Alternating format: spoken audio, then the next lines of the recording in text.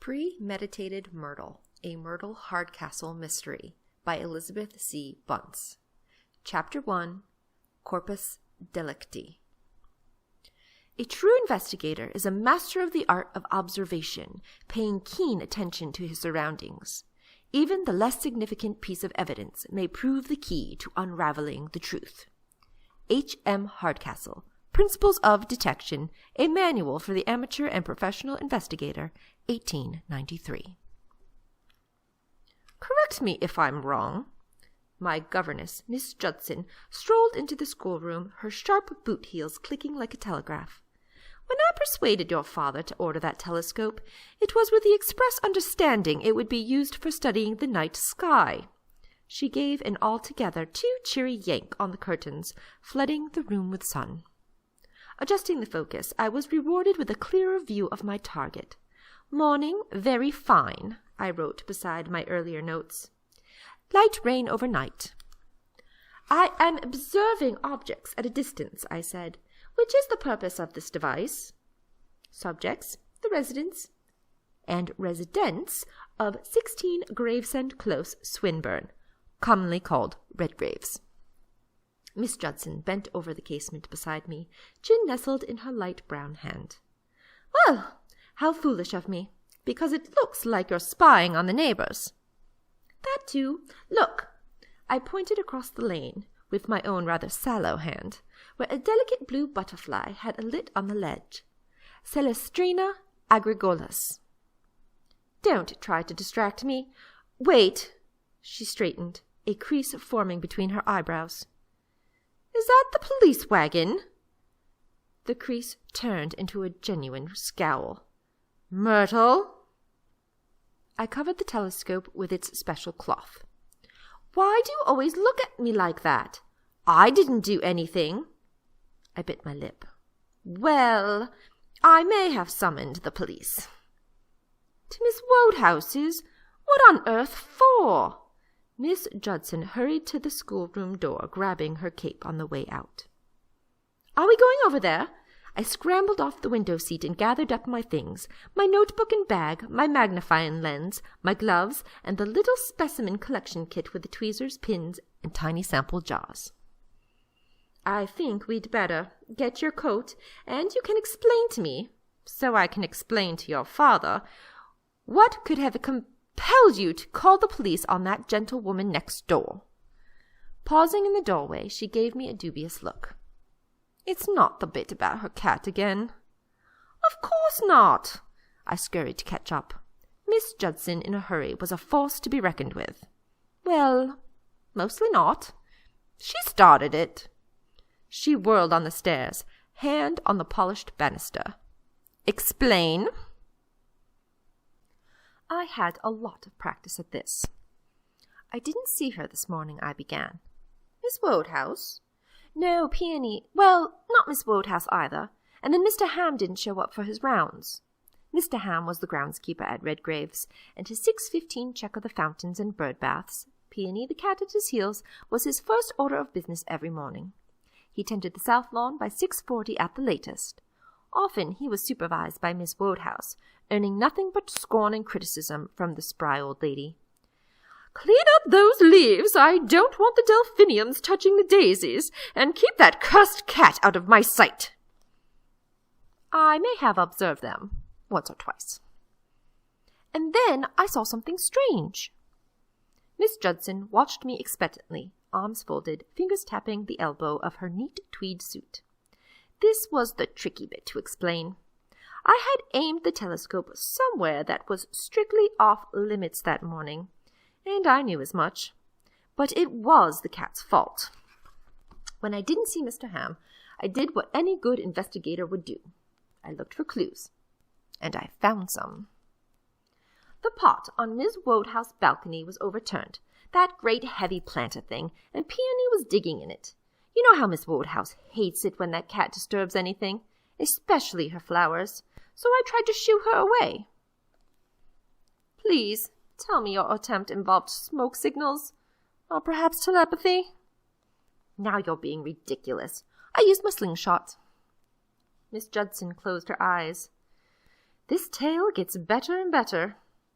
I hit the French doors, and a pane broke. Only a little one. I'll pay for it with my allowance.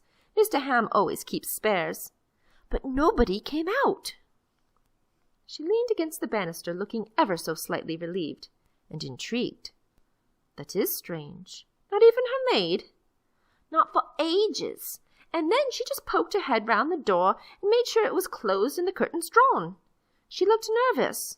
The word I had used in my notes was furtive, but Miss Judson occasionally accused me of getting carried away. And that's when you called the police? I turned my toe against the rose on the carpet. Not exactly. I thought they might be all sick. You remember the Holyrood arsenic poisoning last year? So I went over to check on them. Oh, dear Lord. That maid killed 6 people. Miss Judson crouched beside me on the stairs. Myrtle, this is really going too far. I'm starting to worry about you. You can't honestly think little Trudy or anyone at Redgrave's did something so— She groped for a word. Incredible. No, although arsenic murders had been on the rise lately. But something was going on over there. I knocked and knocked, and no one answered. Mr. Ham wasn't home either. Miss Judson pursed her lips and gazed past my head. I could tell she was sorting through possible responses. And it didn't occur to you to tell anyone, she said finally, and somewhat faintly. She remembered as well as I did what had happened the other times I'd mentioned my concerns to adults, so I didn't bother answering. Very well, she rose briskly. Let's go. Your father will soon be up, and we'd best be back for breakfast by then, so he can ship me straight back to French Guiana. Redgrave's was next door, but we had to cross our lawn and the lane and then go down the street to reach the front of the great house where the police carriage was parked. The constable with the coach tipped his helmet to us as he patted the horse's neck, but I didn't recognize him. Otherwise, Redgrave's was eerily quiet. "Where's the cat?" I hissed, and Miss Judson shushed me.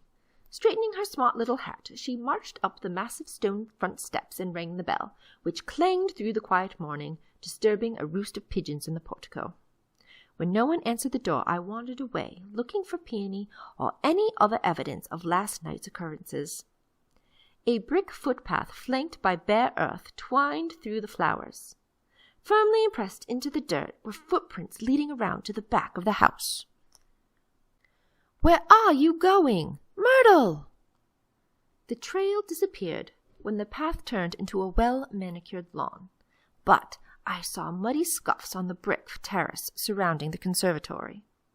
The conservatory roof was Miss Woodhouse's balcony, which I could see from the schoolroom windows.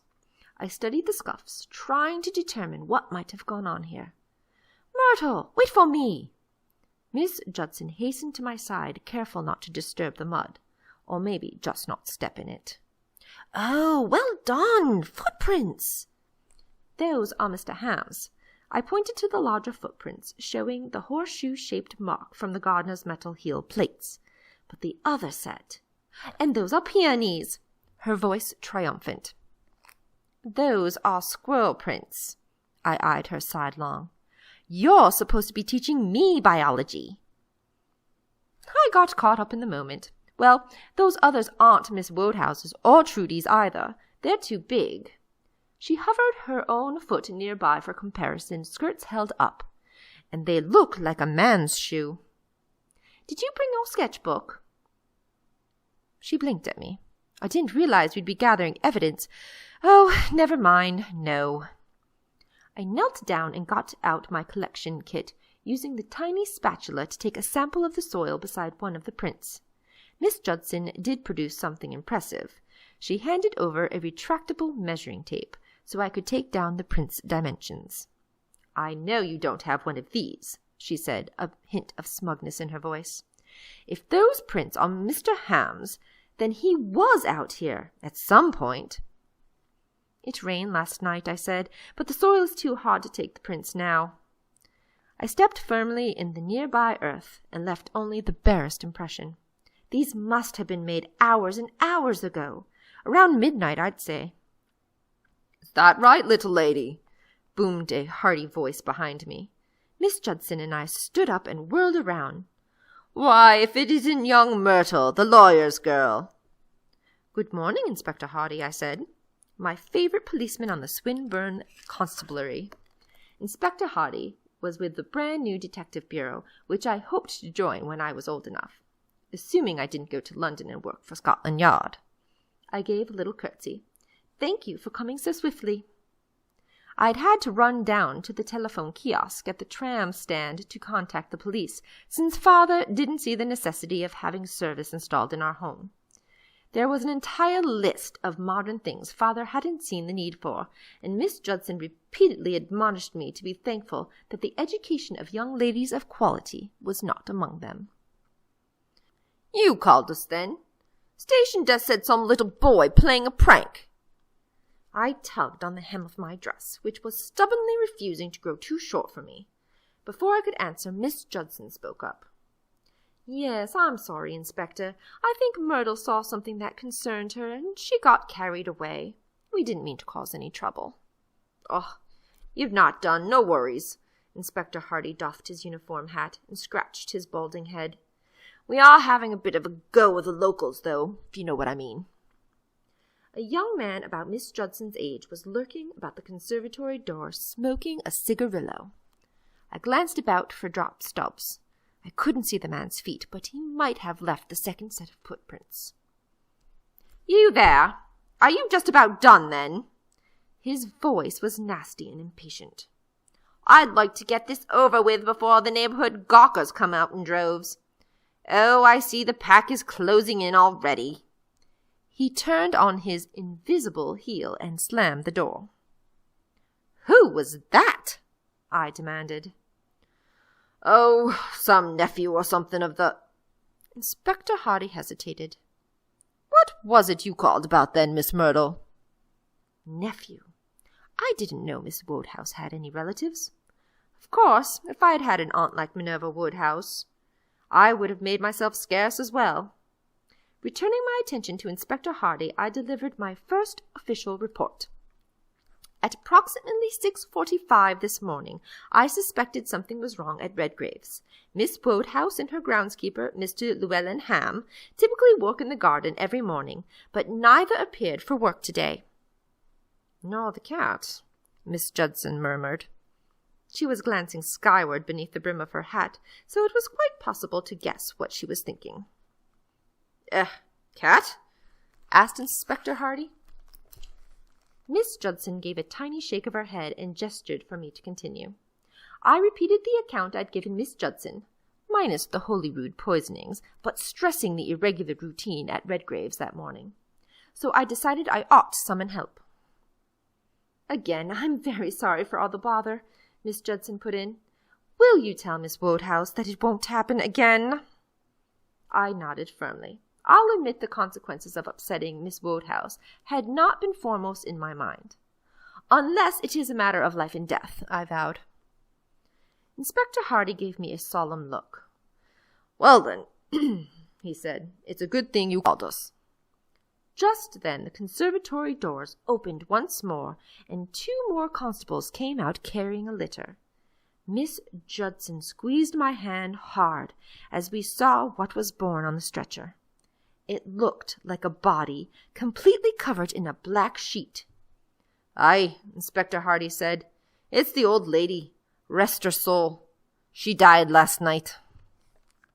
Hi, you've just listened to the first chapter of Premeditated Myrtle by Elizabeth C. Bunce, Book 1 of the Myrtle Hardcastle Mystery Series. As you may have noticed, Myrtle is not your typical Victorian-era young lady.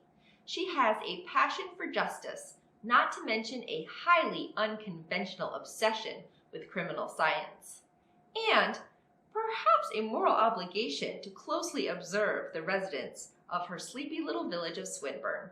You know, just in case.